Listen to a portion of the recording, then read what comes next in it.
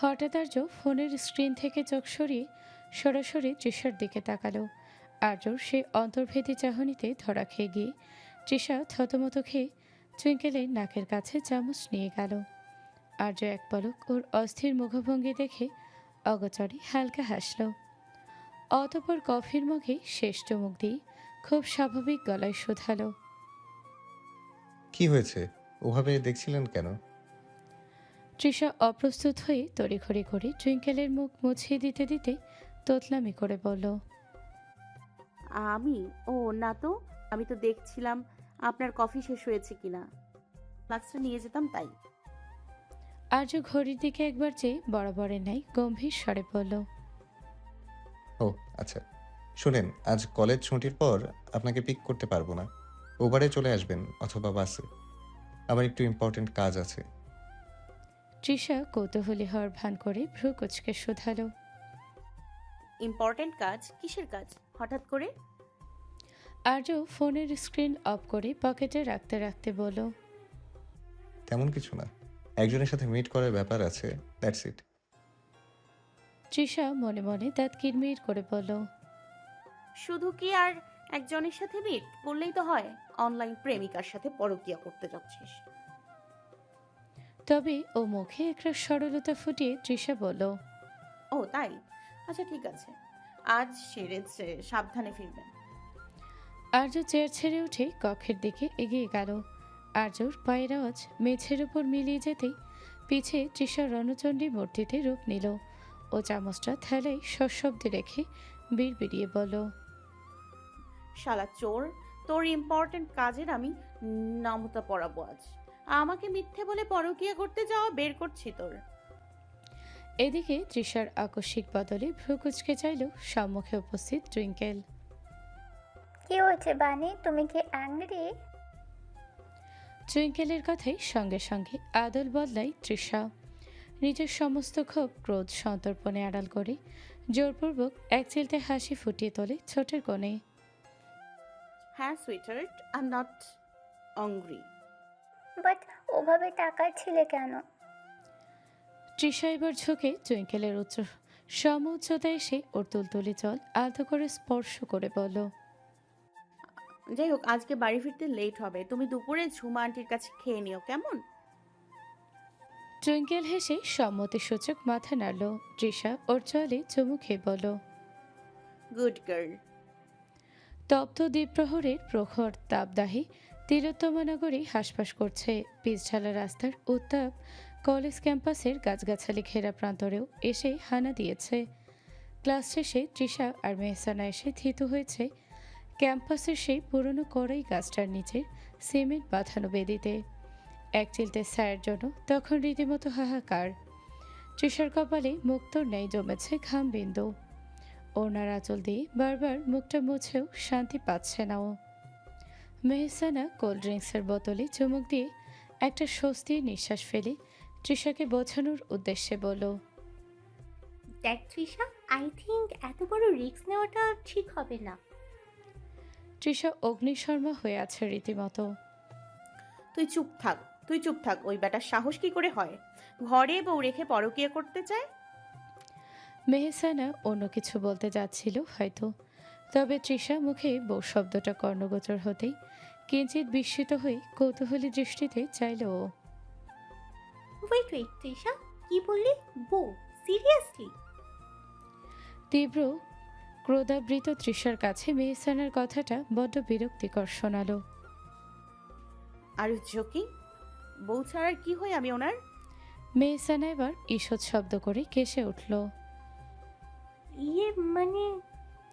ওকে কথা শেষ করতে না দিয়ে তৃষা উঠে দাঁড়িয়ে ব্যাগটা কাঁধে ঝুলিয়ে বেরিয়ে যেতে যেতে বলল, যেভাবেই হই আমাদের সম্পর্ক যেমনই হোক না কেন, ওনার বউ হই আমি, তৃষা আর্জ এহসান। তাই আমি ভিন্ন অন্য কোনো মেয়ের সাথে ডেট কি তাদের দিকে তাকানোর চেষ্টা করলেও ওনাকে নিঃশেষ করে দিব আমি। উত্তপ্ত মধ্যাহ্নের রুদ্ররোষ যেন রাজপথের পিচ গলিয়ে দিচ্ছে। ক্ষণকাল অতিবাহিত হয়েছে। বনানীর সেই অভিজাত ক্যাফে রিদমের সুসজ্জিত প্রবেশদ্বারের সামনে তৃষা দাঁড়িয়ে আছে। কিছুতেই নিজেকে শান্ত করতে পারছে না ও। ও হৃৎপিণ্ড অবাধ্য অশ্বের নেই বক্ষপঞ্জরে আঘাত হানছে বারংবার। কাচের ওপারে শীতাতপ নিয়ন্ত্রিত এক শীতল পরিবেশ, আর এপারে প্রহর তাপদাহে ও ঘেমে নিয়ে একাকার। তৃষা আজ নিজেকে আগাগোড়া আবৃত করে এসেছে, পরনে কালো বোরখা, মাথায় নিখুঁত হিজাব, আর মুখমণ্ডলে সার্জিক্যাল মাস্ক। একমাত্র ওর এই কাজল টানা বাদামি চোখ দুটো ছাড়া চেনবার জন্যই এটি সেই চঞ্চল তৃষা। অতঃপর এক বুক নিঃশ্বাস নিয়ে নিজেকে সামলে কাচের দরজা ঠেলে ভেতরে প্রবেশ করতেই এসির হিমেল পরশ ওর তপ্ত ললার ছুঁয়ে গেল। ভেতরে আলোকসজ্জা বেশ স্নিগ্ধ, হালকা নীলচে আভার মাঝে কফির সুবাস মম করছে। তৃষা একবার চারধারে সন্ধানী দৃষ্টি বোলালো। ঠিক তখনই ওর নজর স্থির হলো একদম বাম দিকের নিভৃত কোণে টেবিলটিতে। পরনে সেই নেভি ব্লু শার্ট, যা কাল ও নিজেই আয়রন করে আলমারিতে রেখেছিল, সেটাই পরিহিত আরজু এহসান। এক হাতে কফির মগ ধরে অন্য হাতে অত্যন্ত নিবিষ্ট মনে একটি বিজনেস ম্যাগাজিনের পাতায় চোখ বোলাচ্ছে। টেবিলের ওপর অবহেলায় পড়ে আছে সেই নীল রুমাল।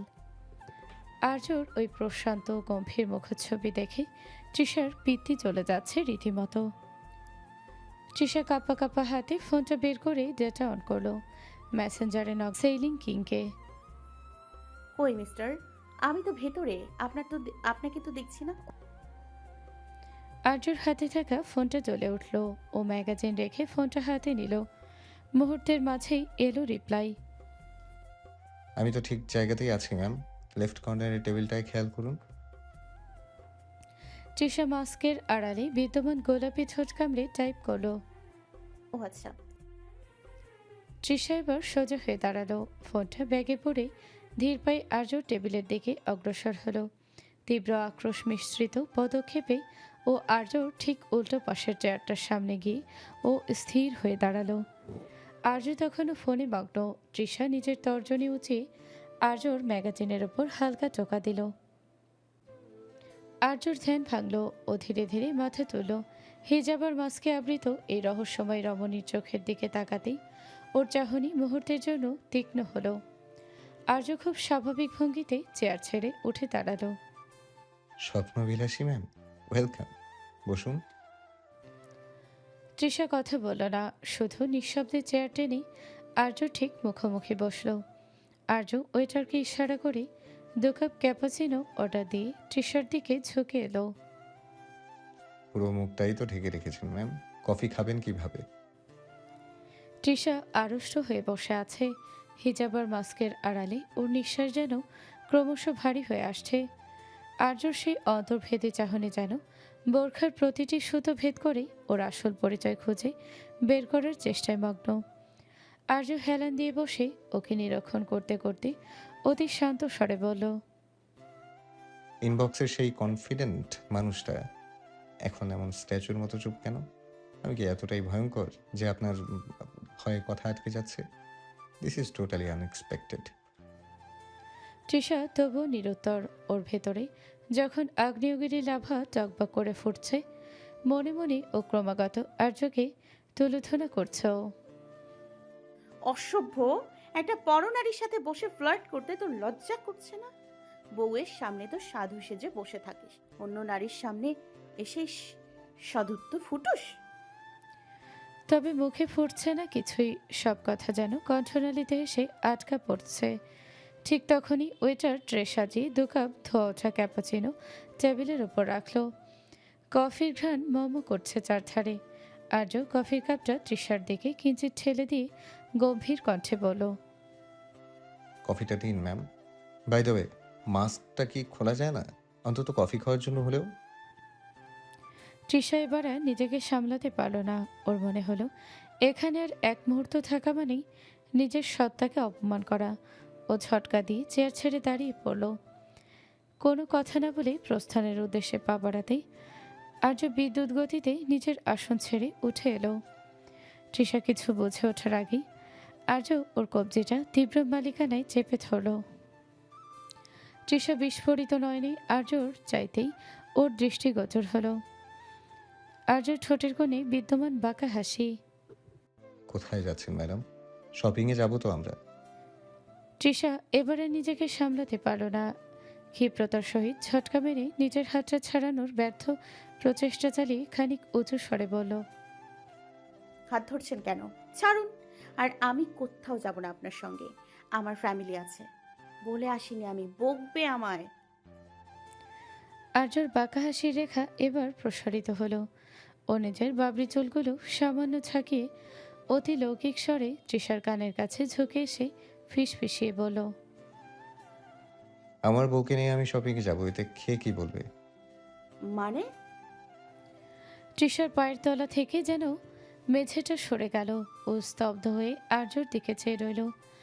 আর্য ওর কবজি থেকে হাতের বাঁধনটা আলগা করে দিয়ে পকেটে হাত গুজে দাঁড়িয়ে স্বাভাবিক গলায় বলল, আপনার কি মনে হয় ড্রামা শুধু আপনি একাই জানেন?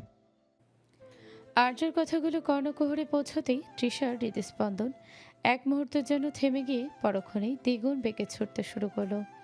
ও ফ্যাল ফ্যাল করে চেয়ে রইল আর্যর দিকে। আর্য খুব সাবধানে তৃষার মুখের মাস্কটা আলতো করে সরিয়ে দিল। উন্মোচিত হলো তৃষার সেই ঘামার্ত বিস্ময়ে বিমূর মুখচ্ছবি। তৃষা অস্ফুট স্বরে তোতলামি করে বলল, আপনি আপনি আগে থেকে জানতেন, কিন্তু কি করে? আমি তো। আর্য চেয়ারে আয়েশ করে বসে কফির কাপে চুমুক দিয়ে বলল, Trisha, I M A marine engineer. সাগরের দিগন্ত দেখে ঝড় পূর্বাভাস দেওয়ার ক্ষমতা রাখি। আর ঘরের ভেতরে আমার পিচ্ছি বউটা যে আমার ফোন চেক করে আমারই কিনে দেওয়া ফোন দিয়ে আমাকে টেক্সট করছে, সেটা বুঝবো না? তৃষা অপমানে আর লজ্জায় লাল হয়ে গেল। ওর আগে ফুঁসতে ফুঁসতে টেবিলের উপর সজোরে থাপ্পড় মেরে বলল, তাহলে এত নাটক করার কি দরকার ছিল? আপনি কি আনন্দ পাচ্ছিলেন আমাকে এভাবে কথা বানিয়ে? আর্য এবার গুরুতর ভঙ্গিমায় তৃষার হাতটা নিজের হাতের মুঠোয় নিয়ে ধীর স্থিরভাবে বলল, নাটকটা আমি করিনি তৃষা, শুরুটা আপনিই করেছিলেন। আমি শুধু দেখতে চেয়েছিলাম এটা আর কত দূর যায়। তৃষা তখন ওর হাত ছাড়ানোর চেষ্টায় অব্যাহত। নাটক করবেন না। আপনি তো পরকীয়া করতে এসেছেন। যদি এখানে অন্য কোনো মেয়ে আসতো, তবে নিশ্চয়ই তাকে নিয়ে শপিংয়ে যেতেন, তাই না? আর্য এবার কিঞ্চিত রাগে দৃষ্টি নিক্ষেপপূর্বক ওর চোখের মণি বরাবর দৃষ্টি নিবদ্ধ করে গম্ভীর স্বরে বলল, stop talking like an idiot. You know very well যে আমি কারো রিপ্লাই করি না। বাট আমি জানতাম ওটা আপনি ছিলেন, এই জন্যই পাত্তা দিয়েছিলাম। তৃষা আর কিছু বলল না, মুখ বাঁকালো ইঞ্চি খানিক। কি আর করবে, এমনিতেও আর্যকে সায়স্তা করতে এসে নিজেই নাস্তানাবুদ হয়েছে ও। আর এখন যাই বলবে আর্য নিশ্চিত সেগুলোর এমন যুক্তি দেবে যা খণ্ডন করা ওর সাধ্যের বাইরে। এমত অবস্থায় তাই চুপ থাকাই শ্রেয়। তবেও শান্ত থাকলেও ক্ষুদ্র মুহূর্তের ব্যবধানে আর্য বলল, by the way, you looking gorgeous in this outfit, I must say. এই মডেস্ট লুকে আপনাকে আরো বেশি ডিভাইন লাগছে। এখন থেকে বাহিরে বের হলে এটাই কন্টিনিউ করবেন। বোরখায় আপনাকে একটু বেশি সুন্দর লাগে। আর্যর আকস্মিক প্রশংসায় তৃষার ফর্সা মুখশ্রী আপেল বর্ণ ধারণ করলো। লোকটার ওপর বেশিক্ষণ চটে থাকাও দায়ী। তবেও অত সহজেই দমে যাওয়ার পাত্রী নয়। ও কৃত্রিম গাম্ভীর্য বজায় রেখে বলল,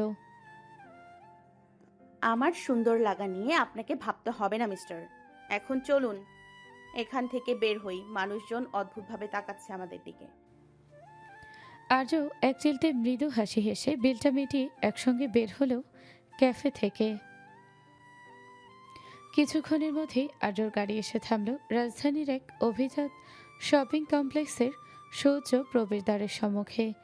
কাঁচার ইস্পাতের কারুকার্যে নির্মিত সে বিশাল অট্টালিকার প্রবেশপথে প্রশস্ত কাচের দরজায় বিকেলের ম্লান রোদ্দুর প্রতিফলিত হয়ে এক মায়াবী আভাস সৃষ্টি করেছে। আর্য গাড়ির লক খুলে তৃষার দিকে তাকিয়ে শান্ত স্বরে বলল, নামুন ম্যাম। তৃষা এক ঝলক ওর দিকে তাকিয়ে নেমে পড়ল। আর্য নামলো পরপর। দুজনে মিলে এগিয়ে চলল ভিতরের দিকে। ভেতরে ঢুকে প্রতিবারের ন্যায় রীতিমতো এলাহি কাণ্ডের সূচনা করেছে আর্য। তৃষা আজ কোনো কথা না বলে এক কোণে চুপিসারে দাঁড়িয়ে থাকতে চেয়েছিল, তবে শেষমেশ তাতে ব্যর্থ হলো। এগিয়ে এসে কপট রাগ দেখিয়ে বলল, আরে মিস্টার, আর ইউ ক্রেজি? এত ড্রেস, শাড়ি, এগুলোতে এতগুলো আমি কি করব? কে শোনে কার কথা। আর্য অর্ডার কনফার্ম করে দিয়ে তবে তৃষার দিকে ফিরল। কিঞ্চিত ভ্রু কুঞ্চনপূর্বক চেয়ে আছে তৃষা ওর দিকে। প্রতিদিন নতুন নতুন ড্রেস পরবেন আর প্রতিদিন ছবি তুলে আমাকে পাঠাবেন। প্রতিদিন সকালে আপনার একটা নতুন ছবি সহ মেসেজে আমার ঘুম ভাঙানো চাই। আন্ডারস্ট্যান্ড? বিস্ময়ে তৃষার মুখশ্রী হা হয়ে গেল। শুধুমাত্র ছবি তুলে পাঠানোর জন্য এত ড্রেস? ওই যে বললাম, প্রত্যেকটা দিন একটা করে। অতঃপর ও এক ঝলক সম্মুখে থাকা শপিং ব্যাগগুলোর দিকে তাকিয়ে বলল, কম হয়ে যাবে নাকি? এই আপনি কি পাগল হয়েছেন মিস্টার? এত ড্রেস আমি রাখবো কোথায়? আর একটা আলমারি কিনতে হবে বলছেন? না, এত ড্রেস নিতে হবে না বলছি। আমি কোনো নিষেধাজ্ঞা শুনি না। পরক্ষণেও সেলসম্যানের দিকে চেয়ে নির্দেশনা ছুড়ল। কুরিয়ার করে ব্যবস্থা করবেন। ওর সম্মতির সূচক মাথা নাড়তেই আর্য প্রস্থান করতে করতে বিস্মিত তৃষার উদ্দেশ্যে বলল, এখানেই দাঁড়িয়ে থাকার প্রমিস করেছেন নাকি? আর্যর তেরা কথায় সম্বিত ফিরল তৃষার। মুকুচকে আর্যর বলিষ্ঠ পদক্ষেপের পিছু পিছু হাঁটতে লাগলো। তপ্ত মধ্যাহ্ন এখন গোধূলির ম্লানিমায় ম্রিয়মান। দিব্যাকরের বিদায়াভা পশ্চিম আকাশে সিন্দুর রাগের ন্যায় বিচ্ছুরিত হয়ে ধরিত্রীর বুকে এক দীর্ঘশ্বাস মাখা আধার নামিয়ে আনছে। নগরের ব্যস্ততম রাজপথে সোডিয়ামের আলো উদ্ভাসিত হওয়ার ঠিক পূর্ব মুহূর্ত বিদ্যমান। আলো আধারের সন্ধিক্ষণে ব্যস্ত প্রকৃতি। রাজপথের সেই বিস্পিল বুক চিরে দ্রুত বেগে ধাবমান আর্যর গাড়িটা। হুট করে কপত কপতিদের কলকাকলিতে মুখর এক মনোরম লেকের পাড়ে এসে সশব্দে ব্রেক কষল। তৃষা জানালার বাহিরে গোধূলির মায়া দেখছিল। হুট করে গাড়ি থামতেই ও চমকে আর্যর দিকে তাকালো। ওর ডাগর চোখ দুটোতে রাজ্যের বিস্ময়। হুট করে গাড়ি থামালেন কেন আর এখানে? তৃষার কথার মাঝপথেই আর্য স্টিয়ারিংয়ে হাত থেকে হাত সরিয়ে ওর দিকে স্থির দৃষ্টিতে চাইল। খুব সংক্ষিপ্ত অথচ অকাট্য স্বরে বলল, নামুন। তৃষা ভ্রুকুচকে কিঞ্চিত বিরক্ত হয়ে শুধালো, কেন? এখানে আবার কি কাজ? আর্য এবার সরাসরি তৃষার চোখের মণি বরাবর দৃষ্টি নিবদ্ধ করে গম্ভীর স্বরে ফের তাগাদা দিল। আমি বলছি তাই নামুন। তৃষা আর্যর এই হুকুমদারিতে দাঁতে দাঁত চেপে বিড়বিড়িয়ে বলল, অসভ্য লোক, সব কিছুতেই নিজের মন মর্জি চাপিয়ে দেওয়ার চেষ্টা। মুখ বাঁকিয়ে বিরক্তি নিয়ে তৃষা গাড়ির দরজা খুলে নিচে নামল। লেকের ধারের সে মৃদু সম্মিলনে ওর হিজাবের কার্নিশটা অবাধ্য হয়ে উঠতে শুরু করলো। আর্য গাড়ি থেকে নেমে ধীর পায়ে ওর পাশে এসে দাঁড়ালো। চারধারে ছড়িয়ে ছিটিয়ে থাকা যুগলদের ভিড়ে বড্ড অস্বস্তি অনুভব করছে ও। আর্য বোধহয় বুঝল। ওর খানিক কাছাকাছি এসে ওর গতিতেই হাঁটতে হাঁটতে বলল, ডোন্ট ওয়ারি, আমি আছি। আপনি শুধু সামনে চলুন। তৃষা এক পলক তাকালো ওর দিকে। পরক্ষণেই সম্মুখে অগ্রসর হতে হতে বলল, কিন্তু আমরা চাচ্ছিটা কোথায়? ফুচকা খেতে। হোয়াট? তৃষা থেমে যেতেই আর্য ওর দিকে তাকিয়ে ভ্রু কুচকে শুধালো, কেন, ফুচকা পছন্দ করেন না? ভীষণ। তাহলে? তৃষা কিঞ্চিত অপ্রস্তুত হয়ে উঠল। পরক্ষণেই নিজেকে সামলে বলল, আপনি হুট করে বললেন তো, তাই। তো এখন চলুন ম্যাডাম, সন্ধ্যা ঘনিয়ে রাত হতে চলল। তৃষা প্লেটে সাজানো ফুচকার দিকে পরম তৃপ্তিতে তাকিয়ে আছে।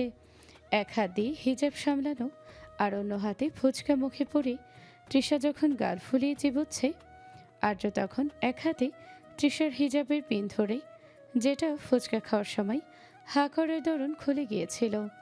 ও এক দৃষ্টিতে তৃষার এমন ছেলে মানুষই খুব কাছ থেকে পরখ করছে। তৃষার ঠোঁটের কোণে ছালের চটে সামান্য লাল আভা ফুটে উঠেছে। আর্য আলতো হাসল। ও নিজের রুমালটা বের করে তৃষার দিকে বাড়িয়ে দিয়ে বলল, আস্তে খান ম্যাম, ফুচকা কিন্তু কোথাও পালিয়ে যাচ্ছে না। তৃষা লজ্জায় আর্যর হাত থেকে রুমালটা কেড়ে নিয়ে মুখ মুছল। সঙ্গে সঙ্গে আর্যর হাতের সঙ্গে সংঘর্ষ হলো ওর হাতের। আর্যর আঙুলের স্পর্শ পেয়ে এক মুহূর্তের জন্য যেন স্থবির হয়ে গেল তৃষা। সঙ্গে সঙ্গে লজ্জায় আড়ষ্ট হয়ে নিম্ন পানি চাইল তৃষা। পরক্ষণে পূর্বে নেই পূর্ণদমে ফুচকা খেতে মনোনিবেশ করল তৃষা। তবে হঠাৎই ওর শরীরটা কেমন অস্বস্তিতে সংকুচিত হয়ে এলো। ওর ডাগর চোখ দুটো হঠাৎ সামনে রাখা এক বেঞ্চের দিকে নিবদ্ধ হলো। আর্য তাৎক্ষণিক তৃষার এই সূক্ষ্ম পরিবর্তন ধরে ফেলল। ও নিচু স্বরে শোধালো, what happen Trisha, are you okay? Trisha কোনো কথা না বলে সরাসরি সামনের দিকে ইশারা করলো। আর্য ঘাড় ঘুরিয়ে দেখল 25-26 বছরের এক যুবক খুব নির্লজ্জভাবে এক দৃষ্টিতে তৃষার দিকে তাকিয়ে আছে।